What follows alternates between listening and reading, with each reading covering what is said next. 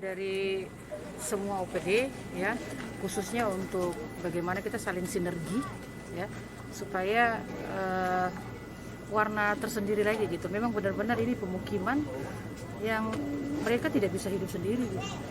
Mereka harus berbaur dengan yang lain, sehingga saya mencoba untuk bagaimana membuat mereka tidak ada perbedaan ya dengan yang lain. Dan saya meminta terima kasih banyak juga kepada Kemensos yang hari ini lihat langsung terjun ke lapangan, dan saya senang sekali itu karena masih banyak sekali di dusun-dusun yang penduduknya rata-rata masih desa-desa dan dusun adat yang belum diberi bantuan ya Bu ya. Mungkin di Waisama, di Namrole, di kota Namrolenya juga ada dan di Penapapan. Saya berharap kalau memang mekanismenya sesuai aturan ya, karena memang benar-benar desa dan dusun adat itu ada gitu ya, dan justru dibuatnya rumah kat semacam ini sehingga mereka tidak berpindah-pindah Bu. Kalau bansos-bansosnya kalau mereka pindah itu jadi suatu pekerjaan besar juga karena rentang kendali kita juga banyak. Saya Ani dari Kementerian Sosial, Direktorat Pembangunan Komunitas Daerah Terpencil, izin mendampingi Ibu Bupati Bulu Selatan.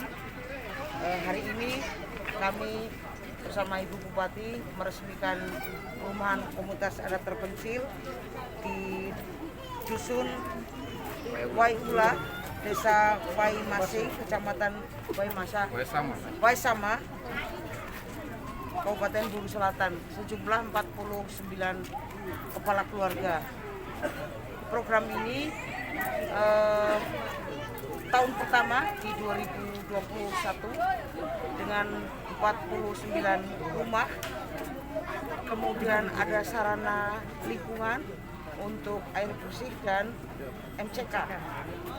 Kemudian ada jaminan hidup selama 6 bulan di tahun ini, nanti tahun depan ada lagi jaminan hidup.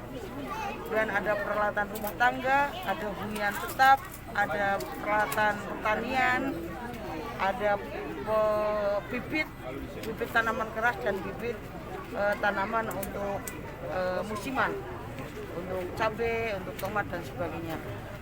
Dan terima kasih dengan LKS dampingan dari LKS untuk pemberdayaan komunitas daerah terpencil. Jadi ke depan diharapkan proses ini masih terus berjalan. 2022 mudah-mudahan juga masih ada program dari Kementerian Sosial untuk bantuan stimulan kehidupan berkelanjutan, dan mohon nanti dari Dinas Sosial juga untuk pengembangan SDM-nya, jadi penguatan dari warga KAT dalam bentuk pelatihan-pelatihan agar bantuan stimulan dan bantuan-bantuan yang sudah diberikan ini termanfaatkan dengan baik untuk warga KAT, dan terutama mengakses program-program dari OPD lain, misalnya sekolahnya jauh. Bagaimana? Kalau tidak mungkin membuat sekolah di sini, buat sekolah kan susah, tidak mungkin. Bagaimana caranya agar anak tetap sekolah? Anak-anak harus sehat, harus sekolah, mungkin perlu perbaikan gizi dan sebagainya. Itu perlu didampingi terus ke depan. Kemudian saya pikir dari evaluasi kami ini rumah cukup bagus, sesuai dengan harapan kami dari Kementerian Sosial bahwa dari sisi tata letaknya, dari sisi lingkungannya, kerapiannya saya pikir bagus, indah. Kemudian warga KAT di sini juga berbahagia menerima perumahan ini dan dipelihara dengan baik. Tadi amanat dari Ibu Bupati agar dihijaukan dengan taman obat keluarga misalnya, atau pemanfaatan lahan pekarangan, bisa untuk buah, bisa untuk bunga, bisa untuk tanaman-tanaman obat dan sebagainya. Saya pikir itu tugas ibu-ibu dan juga bapak-bapak, itu bukan hanya ibu-ibu aja. Mungkin itu ya yang dari program KAT ini bottom up. Jadi program KAT diusulkan dari pemerintah daerah, dari kabupaten. Jadi sepanjang mohon izin dari Ibu Bupati mengusulkan berdasarkan hasil pemetaan sosial, penjajakan awal dan studi kelayakan, kemudian kami akan cek ke sini, akan verifikasi. Betul nggak bahwa lokasi ini masih masuk kriteria komunitas adat terpencil.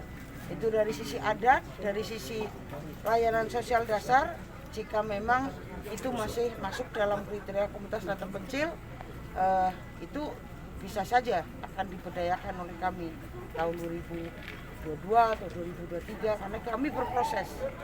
Kami berproses sebetulnya itu. Kalau memang di sini masih banyak lokasi yang perlu diberdayakan, silakan saja dari Pak Kadis, Dinas Sosial bisa diusulkan, tapi hasil dari pemetaan sosial.